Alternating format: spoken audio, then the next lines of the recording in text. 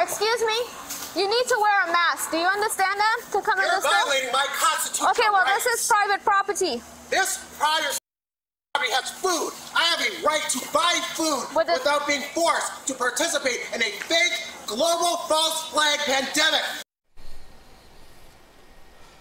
Alarming body cam video shows part of a heated confrontation between a Miami Beach code enforcement officer and a man who was refusing service at a grocery store because he wasn't wearing a mask.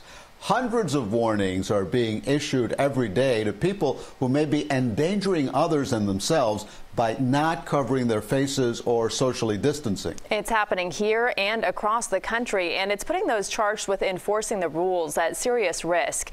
CBS 4's Francis Wang joins us now with more. Francis. Yeah, Rudabeh and Elliott, in just the past 2 days, park rangers at the city of Miami Beach had to give out more than 1,100 verbal warnings to people not wearing masks. On Monday alone, more than 320 people were asked to leave parks even after they were closed. And as you mentioned, that video shows that some people just won't comply with these rules. This is a false flag fake pandemic. You are in violation of my constitutional rights. This incident, captured by a city of Miami Beach code enforcement officer's body camera, shows a man so angry that he isn't allowed inside Publix without a mask. He curses out the officer. Lawsuit. You can take your fake global terroristic false flag attack, shove it up your. While this video shows an extreme scenario, the Miami Beach city manager says they have seen other hostile reactions towards their employees and law enforcement officers. Miami Beach Mayor Gelber had this to say.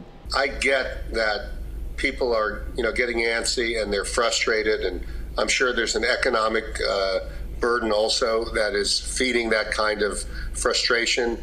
But you should never just scream at somebody and curse at somebody. After 7,300 verbal warnings were issued for people not wearing masks at parks over the weekend, the popular South Point Park, where a majority of those were given, was closed Monday. If people can't adhere to park guidelines, the mayor says beaches likely won't reopen soon. And it makes us wonder what we're going to do about our beaches, because if it's hard to practice social distancing in a park like that, imagine what happens when our beaches are open and tens of thousands or more are coming. It's going to be almost impossible. Instead of responding to officers like this, the mayor says we should be thanking them. Frankly, I'm grateful to them for doing that. They're only trying to keep our community safer. They're only trying to let people know what's in their best interests to keep their families safer. And it's not just South Florida. All over the country, the pandemic has brought out aggressiveness, even violence in many. A security guard in Michigan shot and killed after asking a customer to put on a mask.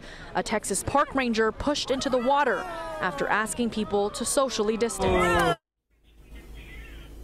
And back to Miami Beach, we're told that most people were understanding and complied with those verbal warnings. We also reached out to other law enforcement agencies in South Florida. BSO, Fort Lauderdale Police, and Miami-Dade Police say they aren't tracking these sort of verbal warnings. Live from my home studio, I'm Francis Wang, CBS 4 News at 7.